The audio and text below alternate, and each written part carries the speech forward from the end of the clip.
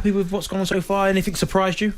I wouldn't say surprised me. I think it's been a window where a lot's been talked about. At the moment, not so much tangible, but I think that will change between today and tomorrow. It's all about Newcastle, isn't it? You know, we wondered at the start of this window, would Eddie Howe have the draw to really attract the top name players? I think in the case of Kieran Trippier and Bruno Guimaraes, he's proved that he has got that draw, and they're not done there. I've said all the way along that I never saw Jesse Lingard's loan move to Newcastle as completely off the table, and I think that is still the case. I think negotiations are ongoing. I think that'd be an excellent signing for Newcastle if they can get that one over the line between now and 11 o'clock tomorrow. We saw the short-term impact he had at West Ham. If he does the same at Newcastle, they'll probably stay up. Dean Henderson, another potential target, and Dan Burn today, £13 million fee agreed. Good business for Brighton, a player they signed for £4 million. He's only got 18 months left in his contract. But a good addition in the situation. But is it a good deal for Brighton? Because, he plays every single week for them. He's durable, doesn't really pick up many injuries. He's versatile. We've seen him play centre-back, left of a three, even at times left-back.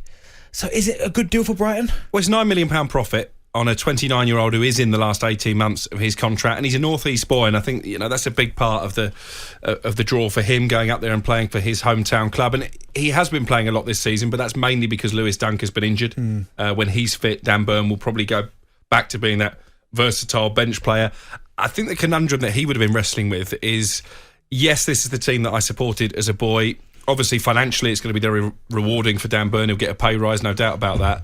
But if they do stay up, Newcastle will go back in for Sven Botman and Diego Carlos, their two top centre-back targets. So does Dan Burn suddenly find himself as a bench warmer at St James's Park? I'm sure that would have come into his mind, but listen, it looks like that will happen. Tottenham being busy as well. Darren Ambrose finally doing some business, your beloved Spurs, in this transfer window. Dejan Kulusevski, a striker from Juventus, set to sign on loan with a possible obligation if they qualify for the Champions League. And Rodrigo Bentancur coming from Juventus as well. Who was he linked to, Bentancur?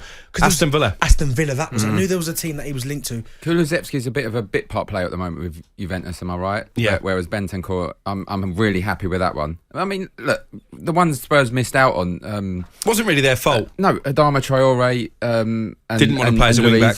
Well, listen. At the moment, Spurs can't compete with Barcelona, and they can't compete with Liverpool. Agreed. So, unfortunately, they tried to hijack Liverpool's deal, essentially that they wanted to happen in the summer. Correct me if I'm wrong, Crookie, but it made Liverpool force their hand a little bit to say, no, we'll do that. We'll do that now. And like I said, at the moment, they can't compete with these teams. I think if they manage to creep into that top four this season, I think the summer will be a lot better transfer window for Spurs. I've got a page here as well, actually. Possible Arsenal signings. It's blank. He's sat wrong. Disappointing, Daz? Yeah, a little bit, because it looks like as well Aubameyang's going to be on his way, but I wouldn't have brought him back into the fold anyway. Even though you haven't scored a goal since New Year's Day? You can't just do that, like bring him back into the squad, because whatever's going on with the team and the manager, there's a feel-good factor there around Arsenal. I know some of the performances haven't been great, but if you then throw him back into the mix, it kind of blows up again. Do you know what I mean? So I am not disheartened if he goes to Barcelona, but I would have liked Arsenal. Certainly, I think his name's Vlasic. I think I would have liked him to come, but he was hell-bent on playing at Juventus and going into the Champions League.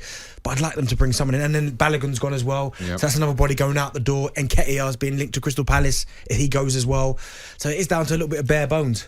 Just on Kulusevski, he's more of a winger than a centre forward, so he won't be a backup to Harry Kane. I guess that's still the issue, isn't it, with Tottenham, is if anything does happen to Harry Kane, as seems to be the case at the back end of a season, who comes in? I mean, you mentioned on social media, Benty, and there might be some legs in it, Ousmane Dembele from Barcelona. Yeah, that'd be great. Would you take that as a signing? Oh, it would be absolutely fantastic for me, a signing. I just think if you're Spurs, you need people through the door. Of course you do. Dembele would be brilliant, and I would, like to see that happen. I mean, as an Arsenal supporter, would you like to see that happen across, obviously, to the other club, Tottenham? No, of course you wouldn't. You wanted them coming to the obviously Arsenal, but for Spurs, and there's a lot of my friends who are Spurs fans, that's a great signing. That all of a sudden it's gone from a horrific window and people calling for Daniel Levy's head, saying no, this is not good enough, he needs to leave the club. Honestly, the calls all week have been get him out of here, he's not got Tottenham's best interests at heart. If you then get Bentancur through the door, you've got, I'm not going to try to say his first name, what's the guy, the midfielder, the winger? Dayan's his first name. That's the easy bit. Yeah, him. And then you get obviously Ousmane Dembele as well. I mean, if you got Dembele, it would be great. I still think they need a little bit more. Obviously, me and Crookie were talking off it. There's money left over. Obviously, they tried to get Diaz and didn't. So they've got money. What was it? 19 million, Bentancur. So rising, I think 25 with add-ons. They've got money, and I'm sure he was promised a lot more in terms of signings coming in. So maybe like a Tariq Lamptey or somewhere. And Crookie, you informed me that 50 million would do it. I mean, I'd try and go a little bit less than that, but I just think Spurs at the moment, if they want to have that final push for top four, they need a couple more in. Why would you try and go a bit less? You think you can bully Brighton into selling one of their best players on the last day of the transfer window? Arguably their best player. Well, not so much bully, but I think if you're Tariq Lamptey, you'd prefer to come and play at Spurs than you would at Brighton. That's just my opinion. Dan Burn wanted to go and play for Newcastle, but they still took 4 bids to meet the asking price. Yeah, but it's 13 million, and he's a Geordie. He would have wanted to go, Dan Burn, no matter what the price was. It's not about bullying at all. I think Tariq Lamptey could play absolutely in the top 4, and if you're Spurs and you're wanting to get to the top 4, you have to add these kind of players to make that final push. So pay the money. If it's 50 million, you're not going to go immediately in 50 million. Okay, you are on deadline day. Yeah, potentially you would, but you start low. You've got all day, and then you see where it takes you. Darren Ambrose just been blacklisted by Tony Bloom. Darren Bent's Book Room. Fast-paced football fallout. Every Sunday night from 5 on AM, on DAB, via the talkSPORT app and on your smart speaker. talkSPORT.